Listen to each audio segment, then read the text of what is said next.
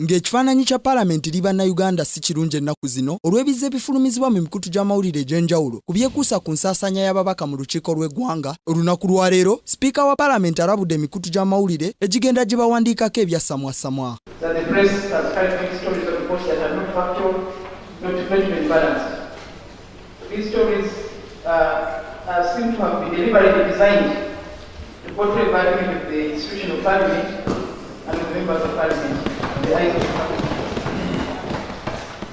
That was especially the Observer newspaper, the Red Pepper tabloid, and also the Monitor.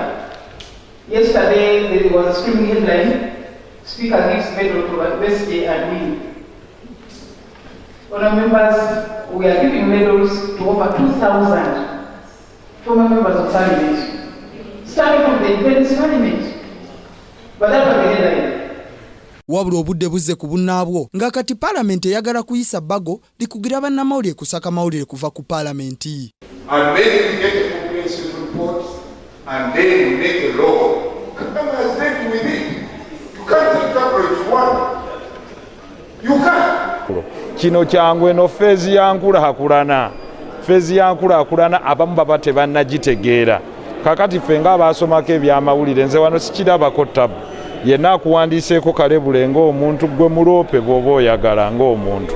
Wabula mpozi kye babadde bagamba okuleeta etteeka ku ndasi egenda okuweebwa abawandiika kalebule. Ekyo kyo buli nsi egenze ekya-updatinga.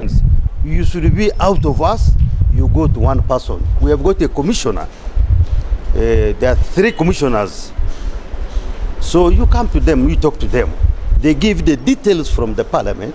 Not everybody talk. I'm talking different, that one is talking different, the other one is talking different. No. Ye Isaac Maka ngono yakulya bannamawulire abasaka agava mu Paalamenti agambye nti Paalamenti egezaako okulinyirira ddembe lyabwe bange kuba bo nga bannamawulire basaka ebyo bye baba balabye okumanyisa bannayuganda.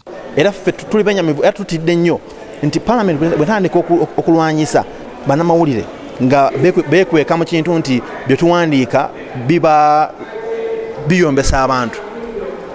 Ekyo kikambwe singa tulaba ebintu mu Paalamenti ne tusirika obusirisi tujja kuba nga tetusavinga abantu abannayuganda. Nze kinkeeza buli ku makya okujja ku Paalamenti nzija wano nga representative ow'abannayuganda. Singa ndaba ebintu n'ensirika kubanga omubaka agenda kunyiiga nja kuba ndidde mu Uganda olukwe. Sipiika era alagidde akakiiko ka Paalamenti ak'amateeka kanoonyereze ku mikutu gy'amawulire egyo olwo ye yenna anaasangibwa nti yasaka ebyaswakaba wakutwalibwa mu mbuga z'amateeka avunaanibwe. I want to instruct the Rules Committee to examine these publications and judge this where necessary with contempt of Parliament, the press people. We are giving tools to the chairman of the Rules Committee and your colleagues. Let's take action.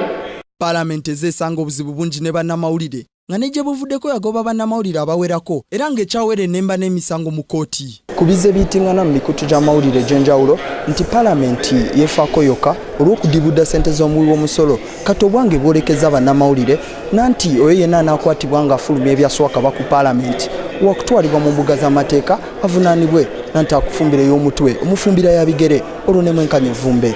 Stephen Tugarugayo, Kingdom TV, amalindirire. This is Kingdom TV.